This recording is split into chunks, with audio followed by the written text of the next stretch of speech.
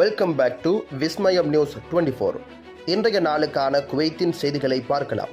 செய்திகளுக்குள் செல்ல முன் எமது சேனலை சப்ஸ்கிரைப் செய்து கூடவே நோட்டிஃபிகேஷனையும் ஆன் செய்து வைத்துக் கொள்ளுங்கள். நாங்கள் பதிவிடும் வீடியோக்களை தவறாமல் பார்க்க முடியும்.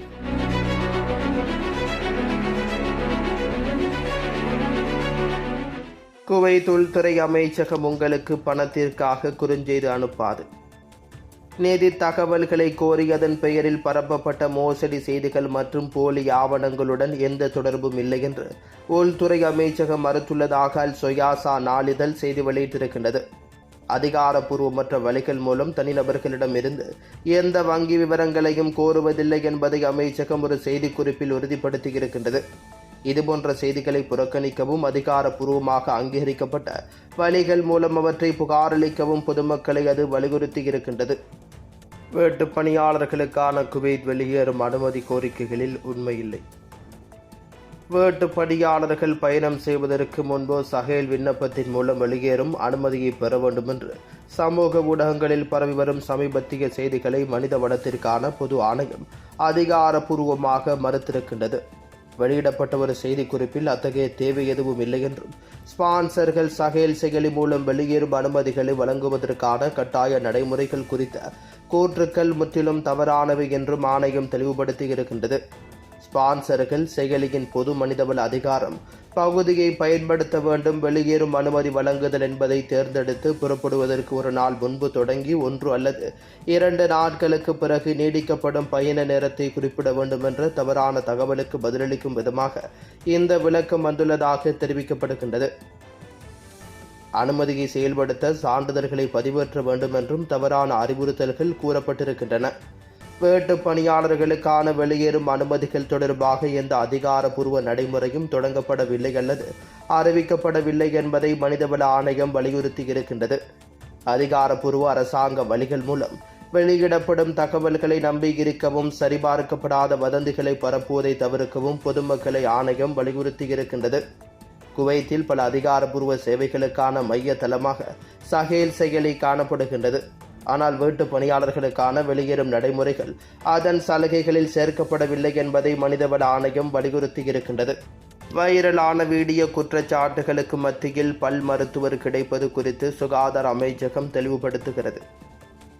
தெற்கு பிரதோ சுகாதார மையத்தில் அதிகாரப்பூர்வ விடுமுறை நாளில் மாலை நேரத்தில் பல் மருத்துவர்கள் இல்லாததாக கூறி சமூக ஊடகங்களில் பரவிய காணொளி தொடர்பான சூழ்நிலைகளை தெளிவுபடுத்தி சுகாதார அமைச்சகம் அதிகாரப்பூர்வ அறிக்கையை வெளியிட்டிருக்கின்றது. பர்வானியா கவர்னரேட் முழுவதும் உள்ள 9 ஆரம்ப சுகாதார மையங்களில் பொது விடுமுறை நாட்களில் பல் மருத்துவ சேவைகள் வழங்கப்படுவதாக அமைச்சகம் உறுதிப்படுத்தியிருக்கின்றது. இந்த மையங்கள் 2 ஷிப்டுகளில் இயங்குகின்றன.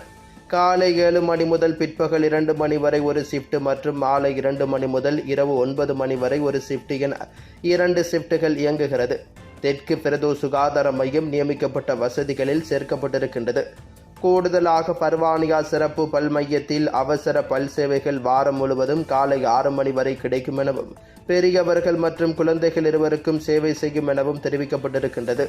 அதிகாரப்பூர்வ பதிவுகளின்படி வீடியோவில் குறிப்பிடப்பட்டுள்ள நபர் மருத்துவமனையின் வேலை நேரம் இரவு 9 மணிக்கு முடிவடைந்த பிறகு வந்திருந்தார். எனவே மருத்துவர்கள் வரவில்லை என்ற கூற்று தவறானது என்று அமைச்சகம் குறிப்பிட்டிருக்கின்றது.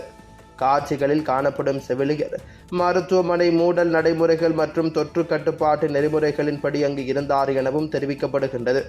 இந்த சம்பவத்தால் எழுப்பப்பட்ட சட்டப்பூர்வ கவலையையும் அமைச்சகம் எடுத்துரைத்திருந்தது. சுகாதார பணியாளர் ஒருவரின் அனுமதியின்றி அவரது வீடியோவை பதிவு செய்து வெளியிடுவது 2020ஆம் ஆண்டின் சட்ட எண் 70 பிரிவு 21 மீறுவதாகும்.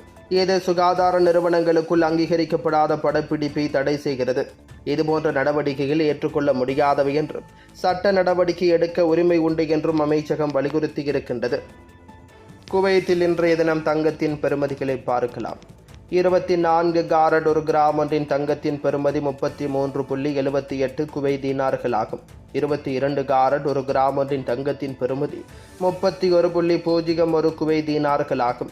21 காரட் ஒரு கிராம் ஒன்றின் தங்கத்தின் பெறுமதி 29.56 குவைத் தீனார்கள் ஆகும். 18 காரட் ஒரு கிராம் ஒன்றின் தங்கத்தின் பெறுமதி 25.34 குவைத் தீனார்கள் ஆகும். குவைத்தின் இன்றைய நாணய மாற்று விகிதங்களை பார்க்கலாம். ஒரு குவைத் தீனார் ஒன்றின் இந்திய பெறுமதி 280.58 இந்தியன் ரூபாய்களாகும். ஒரு குவைத் தீனார் ஒன்றின் இலங்கை பெறுமதி 984.03 இலங்கை ரூபாய்களாகும். ஒரு குவைத் தீனார் ஒன்றின் பங்களாதேசி பெறுமதி 398.98 பங்களாதேசி டகாஸ் ஆகும். Welcome to Metro Medical Care. Your health is our concern.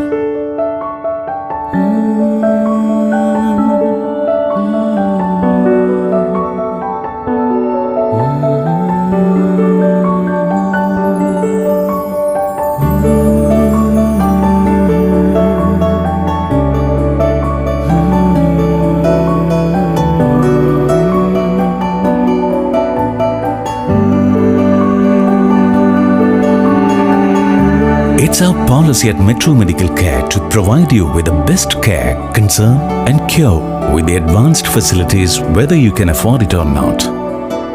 The smile on your faces and the healthy life you regain, that's the greatest reward for Metro Medical Care. Metro Medical Group. The care, the concern, the cure. Kuwait, UAE.